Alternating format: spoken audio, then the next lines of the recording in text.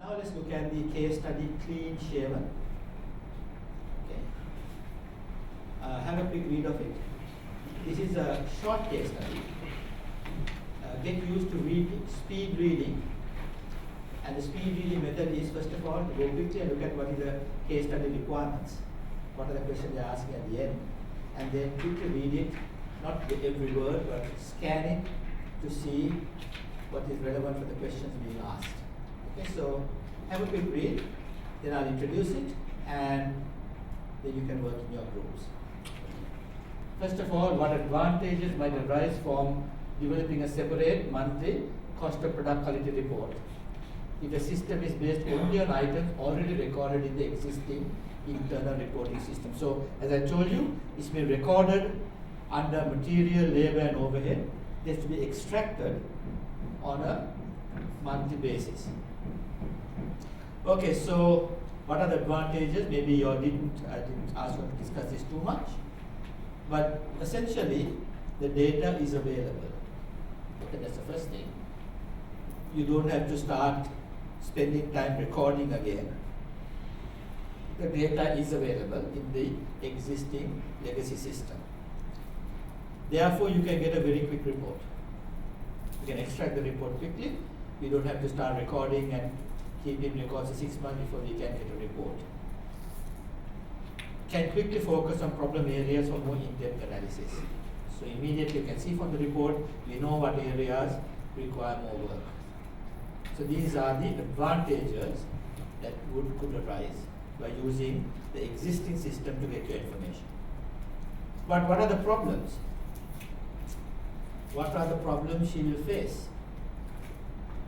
The biggest problem is, of course, we don't record what is related to quality in the existing system. So how do you think she's going to extract this information?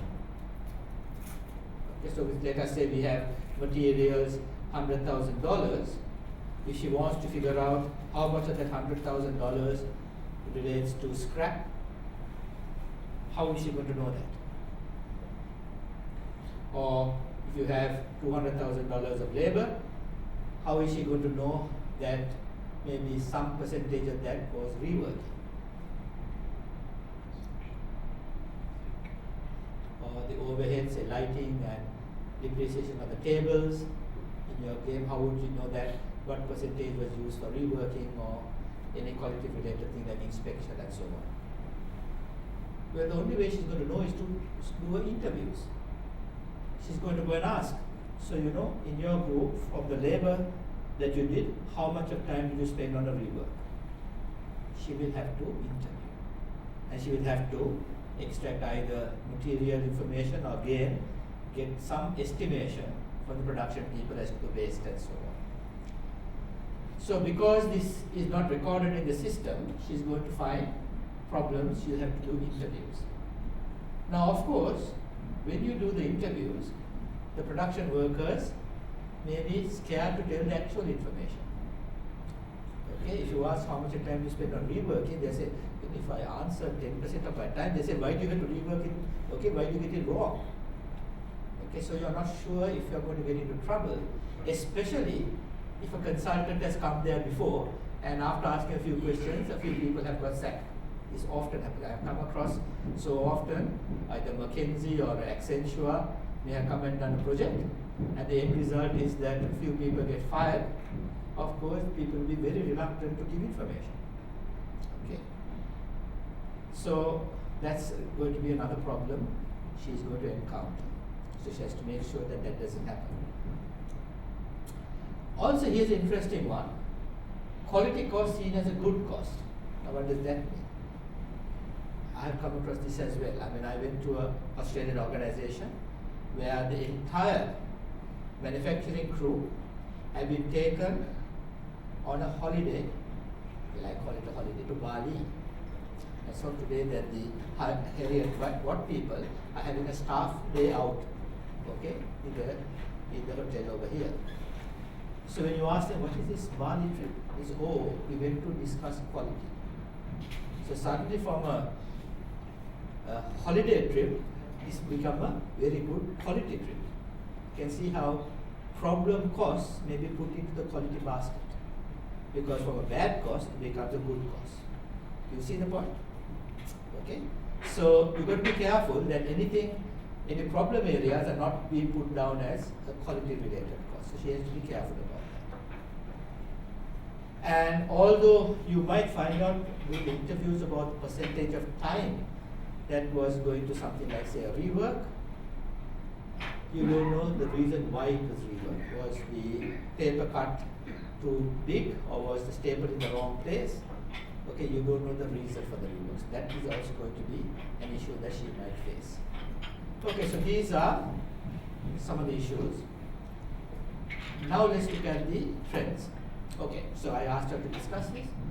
What do you think? Anyone can jump in? I heard this group. Okay, what group 2? What do you think? July, August. Yes. July. Yeah. There's been seminars with surprise again. Over here, July and August. July. Okay. And But then what about here, 61? In February.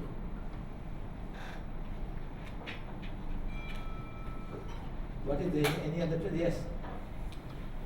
I think when she got this information, she started looking to, she have a target from the eye management to improve the quality. Yes. One.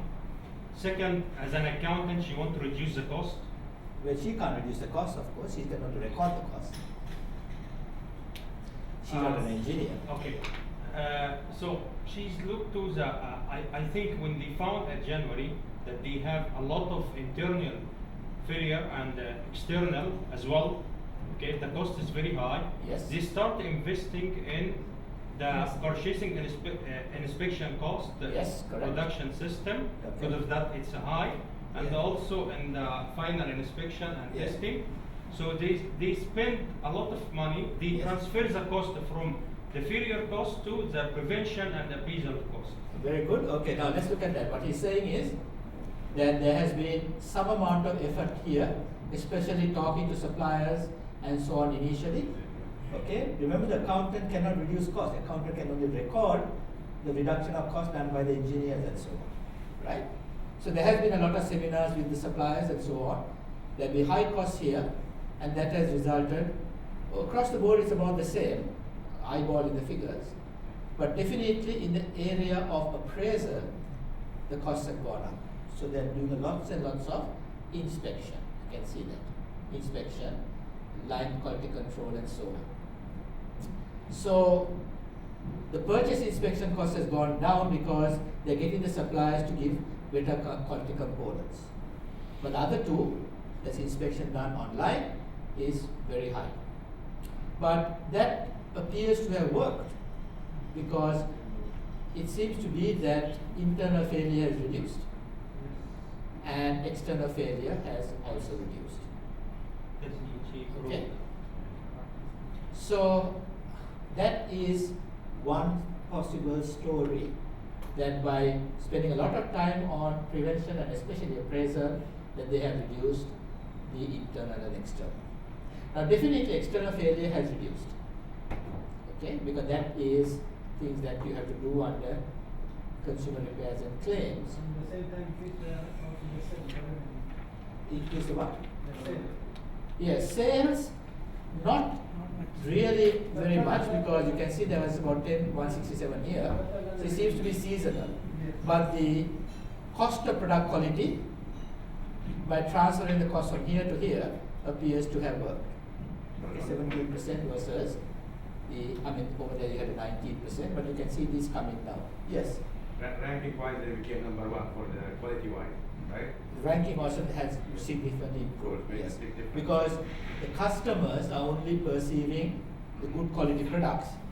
The bad quality is not leaving the production flow, leaving the factory. You had a point there? Yes, I think the reward has been reduced dramatically from 600 to 400. Yes. Okay, that means there is improve also in the internal quality over the production line. But she didn't achieve, or the data here doesn't achieve the max distance between the price and the manufacturing cost. Well, sort of it's reducing. The cost of quality compared to the price is becoming less here, 16, 17%.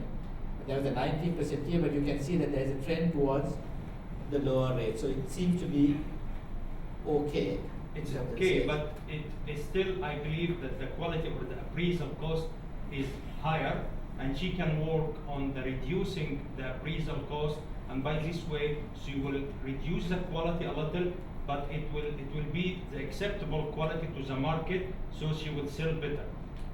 Well, the She will problem make is more profitability. probably the ranking might go because now you're going to send bad products to the marketplace, and that could send a bad message.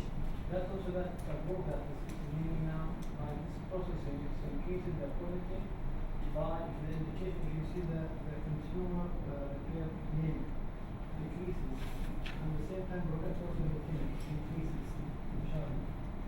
from the after start injecting more cost in the retention and appraisal. Yes, yes. So these two are reducing significantly. Okay, so that's one story. One possible story by looking at these numbers is some effort here, lots of effort there has resulted in reductions in these two costs. Is there another possible story that these numbers indicate? Or put it another way, is there any other information you would like before you tell me? Yes.